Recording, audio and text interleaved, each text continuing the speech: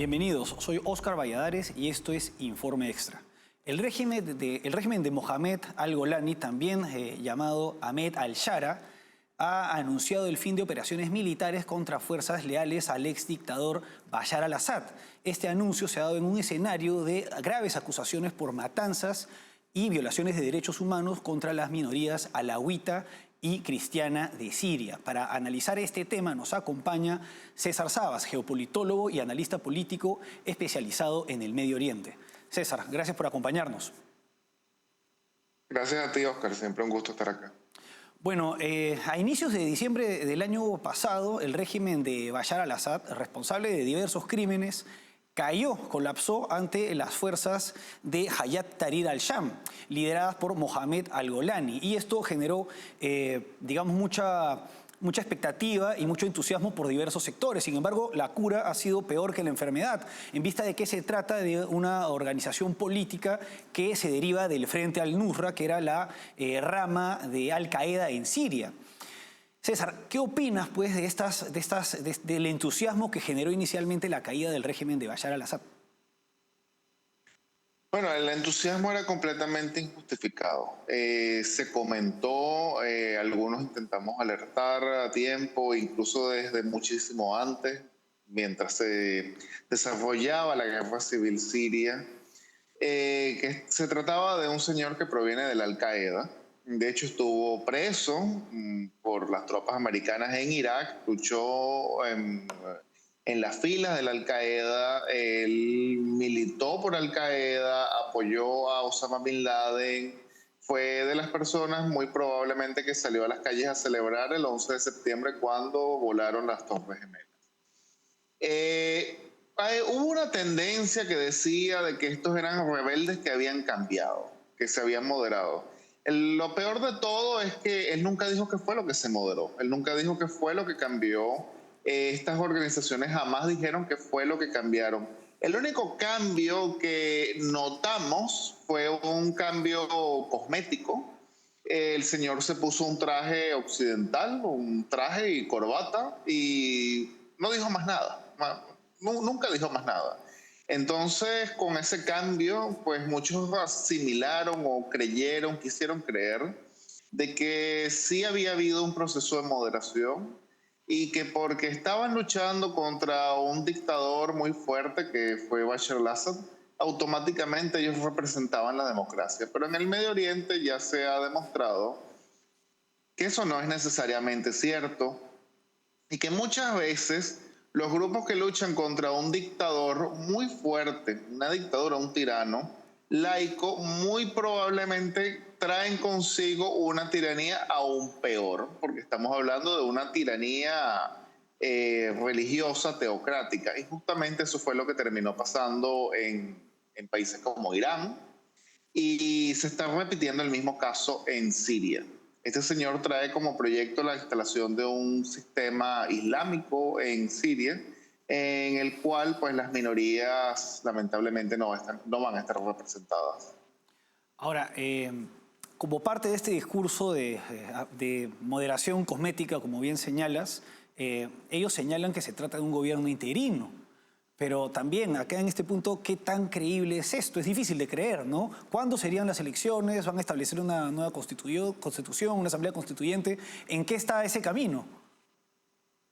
Bueno, sí, ellos hablan de un gobierno interino de 4 años. Le dieron 4 años del interinato, y ahí vemos que no es tan interino. Estamos hablando de un periodo ya bastante largo. Dicen que no pueden hacerse elecciones hasta tanto no promulguen la Constitución. La Constitución está siendo redactada por gente que ellos mismos escogieron. Es decir, una Constitución que está siendo redactada por gente que no es electa. No, la gente ni siquiera sabe quiénes son esas personas que están redactando la Constitución. Y son ellos los que van a promulgar la Constitución en el momento que solamente ellos saben. Evidentemente que tampoco va a ser la Constitución una Constitución electa. Y ahí nos podemos preguntar, bueno, ¿y si esta nueva Constitución no contempla la democracia o no contempla las elecciones, mejor dicho? Es decir, las elecciones es una gran interrogante y después habrá que ver qué tan limpias van a ser las elecciones. Pero para poner un ejemplo, el ministro de Justicia que designaron Es un hombre que cuando tomaron Alepo, él mismo se grabó un video diciendo que para Siria venía la Sharia es la ley islámica, y que las mujeres al final iban a tener que usar pues el velo integral, iban a tener que vestir de forma islámica y que venía la ley islámica para Siria.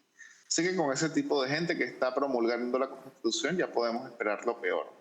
Él ha intentado calmar a la sociedad siria e incluso a la comunidad internacional y decir que, pues bueno, que sí van a estar representados, aunque no están siendo representadas las minorías en este proceso constitucional, por dos razones. Una, Siria todavía es un país fuertemente sancionado a nivel internacional y él necesita de alguna forma venderse ante el mundo como un moderado para que le quiten las sanciones y por supuesto sería él el que administre una nueva gran cantidad de recursos que le caerían a Siria en concepto de reconstrucción. Justamente lo que termina pasando siempre en Gaza, cada vez que hay una guerra viene dinero para reconstruir y es jamás el que lo administra. Bueno, él quiere hacer lo mismo, pero en el caso sirio. Y otro más importante, él no es el único grupo armado en Siria, todavía hay otros grupos que siguen estando armados, como por ejemplo los drusos, los kurdos, y ya vemos incluso disidencias alawitas. Y él lo que propone es que estos grupos depongan las armas para crear un gran ejército nacional sirio, que por supuesto sería él el líder, y después prosiguen en el proceso de paz. Pero grupos como los drusos no quieren deponer sus armas hasta que no sepan de qué va la Constitución y de qué va el nuevo régimen, cosa que me parece bastante sabio. ¿Se podría decir que estamos en una tregua de la guerra civil o que va a ser una nueva guerra civil los enfrentamientos pues, cuando se reanuden? Bueno, eso le corresponderá a los historiadores más adelante, cuando se vean mejores los hechos, a ver si esto fue simplemente un paréntesis de la misma guerra civil o si es el inicio de una guerra civil completamente nueva. En mi opinión, yo que estudié el conflicto sirio, la guerra civil siria desde sus inicios, yo lo considero más bien una continuación. Y yo no creo que la guerra civil siria acabó con la caída de Bashar al-Assad, sino más bien está mutando. Es la misma guerra, pero está mutando. Y ahora pues podemos tal vez ir hacia un proceso de disgregación del país. Esta guerra civil siria es profundamente sectaria. En realidad no fue una guerra civil por, digamos, quitar la tiranía e instalar un nuevo sistema de gobierno, sino que debemos entenderlo como una pugna entre sectas, y precisamente por eso fue la matanza de alawitas. Fue una pugna entre sectas, simplemente que había una secta que tenía el poder, que eran los alawitas, las otras se unieron para derrocarlo y sobre todo la secta mayoritaria, que son los sunitas, y ahora viene la pugna de las otras para no dejarse imponer por los sunitas. Pero en esta pugna ya vamos, ya no, digamos, en el proceso en el que estábamos, que era tomar el poder en Damasco, sino más bien separarse de Damasco. Y es lo que estamos viendo con los drusos, con los kurdos y con los alawitas en la costa. Ahora, con relación a los alawitas en la costa, Al-Golani ha hablado del fin de operaciones militares. Pero no se habla mucho o no se han visto tantas imágenes pues, de los alawitas sublevándose o avanzando en contra pues, de las fuerzas del actual régimen. ¿Qué tantas posibilidades tenían? ¿Y cuál fue la gota, digamos, que derramó el vaso? ¿Era preferible rebelarse o era... y así evitar pues, la consolidación de este régimen? ¿Qué fue lo que determinó a que se levantaran en los últimos días? Es que desde que cayó el régimen de Bashar al-Assad, la población alawita ha venido sufriendo una serie de persecuciones y de abusos sistemáticos. No digamos que han habido grandes matanzas, pero sí digamos abusos y asesinatos de uno a uno han sido recurrentes. Y no hay que olvidar que gran parte del ejército de Bashar al-Assad estaba constituido por alawitas. Claro. Entonces esta gente de experiencia militar, muchas veces armados, todavía quedan, todavía están en la costa. Y empezaron a tender emboscadas. Digamos que el punto de inflexión fue el 6 de marzo, cuando tendieron una emboscada a un convoy de las fuerzas de seguridad y asesinaron a 30 efectivos de este grupo terrorista. Ahora, tú me dices que no se ha visto como tal, digamos, el avance de los alawitas. Es que la geografía de la costa es distinta al resto de Siria. Estamos hablando de una región montañosa. Y precisamente ahí es donde se ha ido la resistencia alawita, a las montañas, y desde las montañas tienden las emboscadas. Y la información que yo tengo es que casi aproximadamente unos 300 militantes ya han sido asesinados por la disidencia alawita. Entonces las matanzas se dieron en las ciudades más bajas de la costa, como Latakia, Tartus, a la población civil. Ahí no había tanto, digamos, los militantes o los sublevados alawitas. Los sublevados están en las alturas, en pequeños pueblos de las alturas, controlan las carreteras y desde ahí es donde tienden las emboscadas. Y esa, digamos, ese levantamiento todavía sigue, eso no ha acabado. Ellos siguen en esas partes y esas partes están sin ser controladas por el Golani. El Golani controla las grandes ciudades de la costa, pero no las alturas de la región alawita.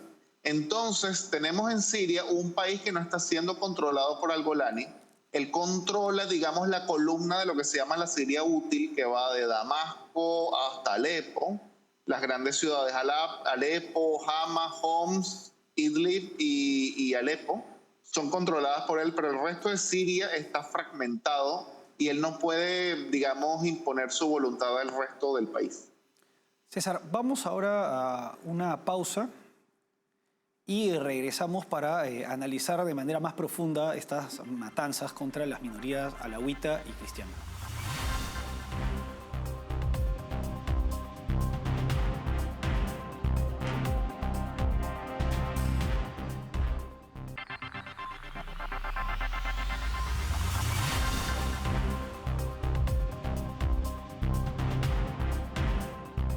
Seguimos en Informe Extra analizando el régimen de Mohamed al-Golani, acompañados por César Sabas, geopolitólogo y analista político especializado en el Medio Oriente.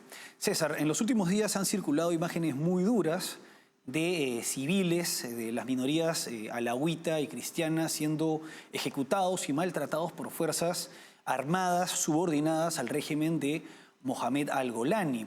Estas atrocidades que se han difundido por diversos medios de comunicación obedecen a que se trataba pues de la base social del régimen de Bashar al-Assad o a qué otros aspectos han motivado estas atrocidades.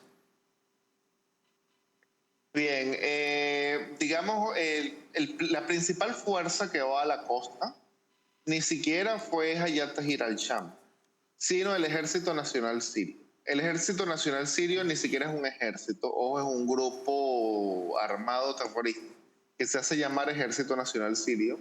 Fue creado por Turquía y se compone principalmente de bandidos y de bandoleros. Ellos se unieron a Hayat Tahrir al-Sham en su, digamos, ofensiva contra el régimen de Bashar al-Assad y toman el poder. Y son esta gente la que es enviada a Latakia. Ellos, pues, en Siria se han ganado una reputación de bandidos y de bandoleros y van contra la población civil sin importar la confesión religiosa. Estamos hablando de gente que es de lo peor. Y fue justamente eso lo que enviaron a la costa y fue justamente eso lo que envió al Golani a propósito, para que hicieran este tipo de matanzas. Digamos, el militante que hizo en su gran mayoría todo este tipo de fechorías, lo hizo porque es un bandido y lo hubiese hecho contra cualquier población desarmada. Como anteriormente ya lo han hecho contra los kurdos, por cierto, ahora lo estaban haciendo en contra de los alawitas. Y al-Golani, sabiendo el levantamiento de los alawitas y queriendo conservar el poder ahora a través del miedo y del terror, pues justamente mandó a los bandidos. Ahora, si hay algo detrás de todo esto, porque al-Golani va a buscar en un futuro la creación de un Estado confesional en Siria.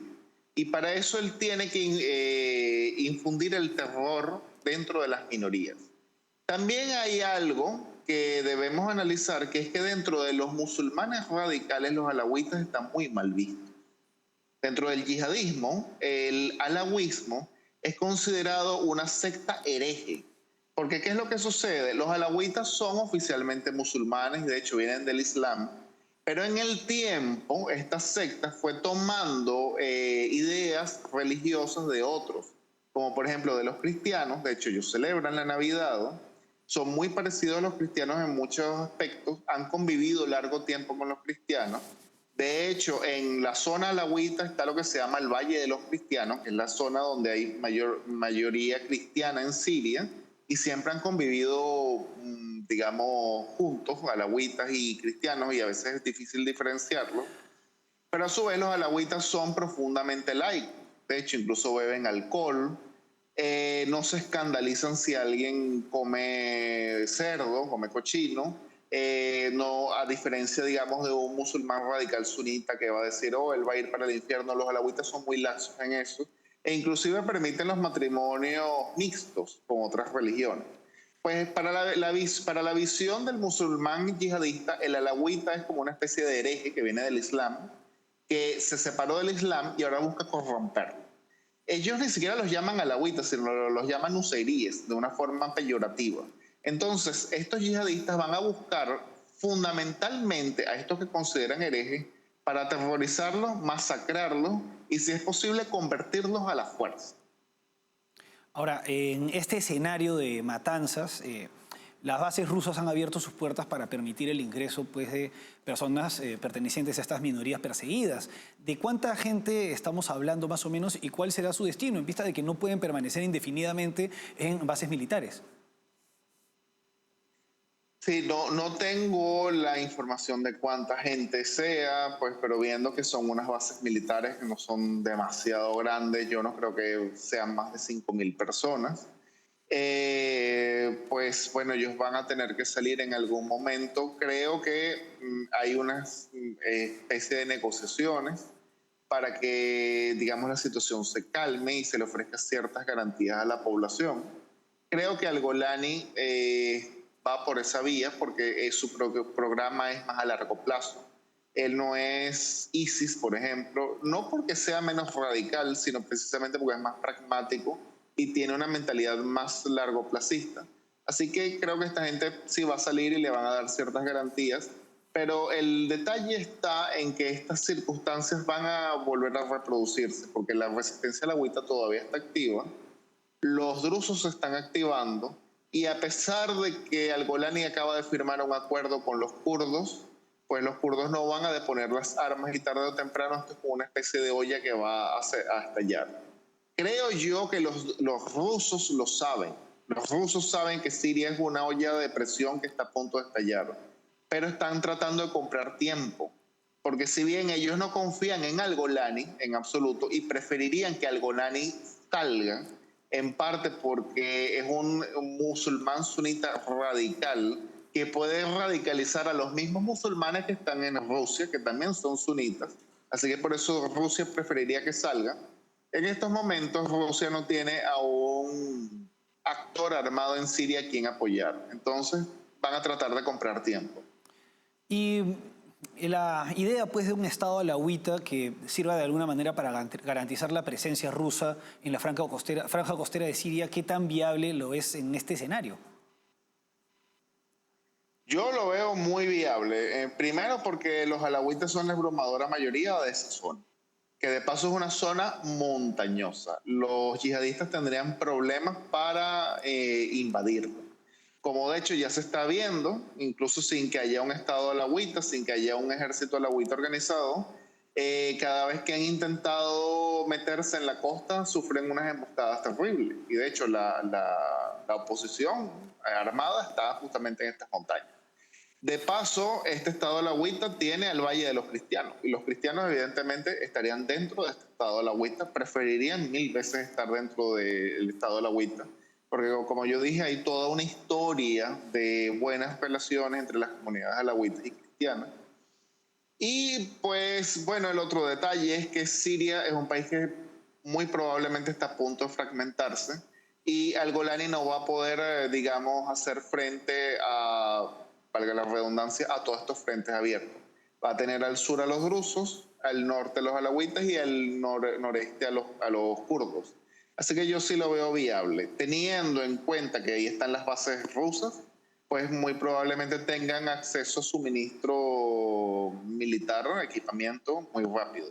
El otro detalle es que se han visto ya varios alawitas que han pedido apoyo precisamente a Israel, cosa que ha sorprendido a muchos, pero viendo que los alawitas, pues justamente dentro de los musulmanes son los más laicos, ellos no creen en la yihad, y viendo pues que ya se acabó de alguna forma ese eje de la resistencia con Bashar al-Assad que los unía a Irán, pues es probable que ellos cambien su orientación geopolítica y veremos qué decide Israel de todo esto. Pero creo que a Israel le convendría. Ahora, en este escenario también la Comisión Europea ha cruzado una invitación al Golani. ¿A qué atribuyes este hecho? ¿A ignorancia, frivolidad o la única manera que tienen los europeos de tratar de mantener su supuesta moderación?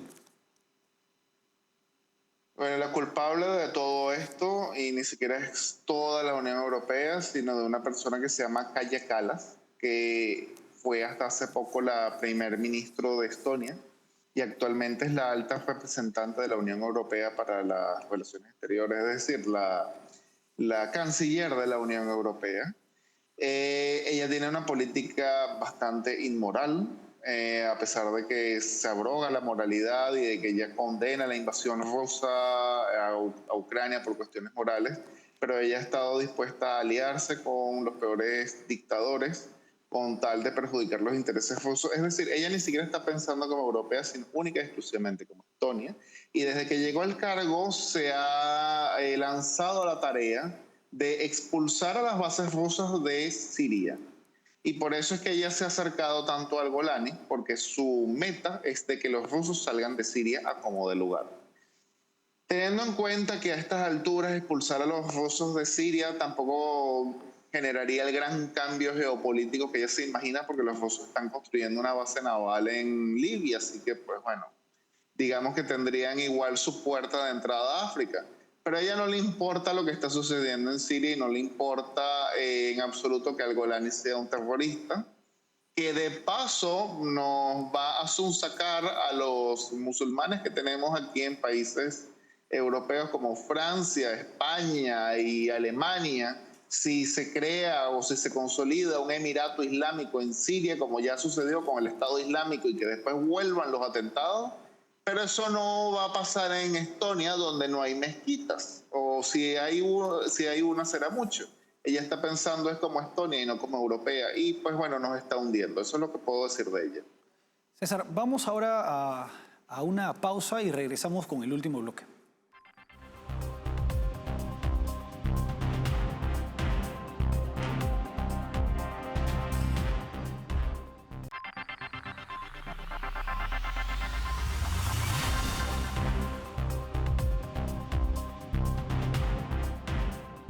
Seguimos en Informe Extra analizando la situación conflictiva de Siria en el marco pues del régimen de Mohamed al-Golani, acompañados por César Sabas.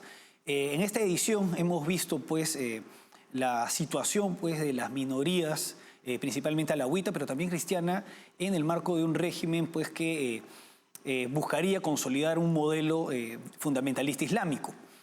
Y en este escenario, César, el Estado de Israel ha emprendido operaciones militares en contra pues, de objetivos en Siria. Recordemos que cuando cayó Damasco, Israel destruyó almacenes militares, incluidas armas químicas, para evitar que éstas cayeran en poder de este régimen. Ahora, estas últimas operaciones militares, ¿qué objetivo han tenido en concreto? Bueno, Israel está creando zonas de distensión. Comenzó creando una especie de zona desmilitarizada entre su frontera de Altos del Golán con Siria, pero ha venido expandiéndola porque ahora es crear una zona de distensión para proteger a la otra zona de distensión.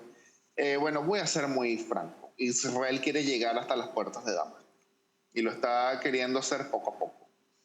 Ya controla los montes del Alto del Golán sirio que divisan Damasco, y su idea, el verdadero proyecto geopolítico israelí es de llegar a las puertas de Damasco y después expandirse hacia el este, el sureste de Siria para llegar a una zona que se llama el Jabal Drus.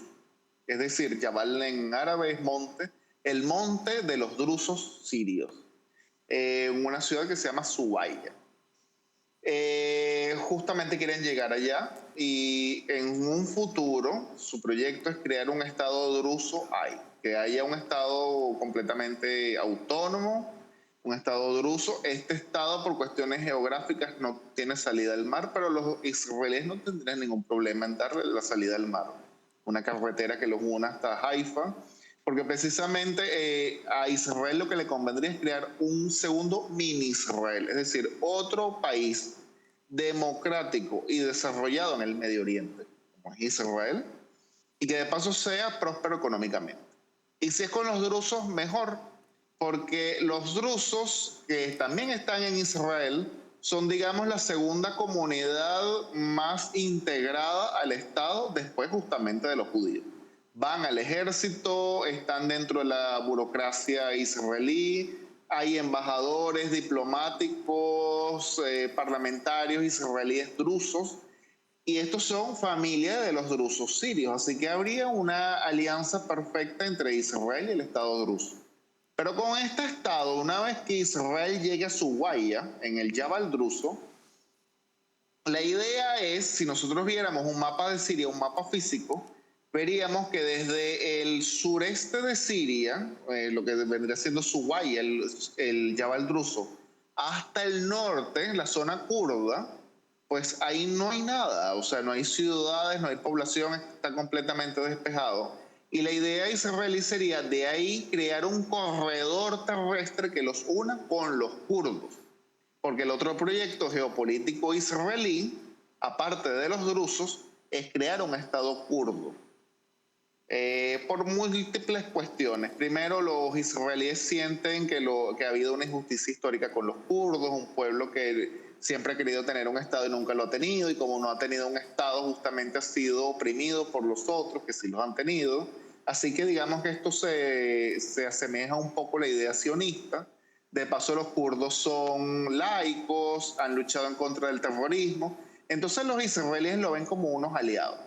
Así que en el proyecto israelí, con esta fragmentación que está teniendo Siria, justamente expandirse por toda esta zona, llegar a los drusos y de los drusos hasta los kurdos y crear esos dos estados, o por lo menos, ser los garantes de la seguridad de estos dos pueblos. Interesante, y además es un proyecto bastante ambicioso. Habrá que ver qué medidas toman y qué logros y objetivos militares permiten consolidar este proyecto, que de todas maneras serviría, pues, en el caso de los drusos como un estado tapón para protegerlos, y en el caso de los kurdos otro estado aliado no estaría mal en un contexto en el que históricamente han estado rodeados de países hostiles. César, ha sido un gusto tenerte con nosotros. El gusto ha sido mío, como siempre. Como siempre. Bueno, hasta aquí Informe Extra. Gracias por acompañarnos.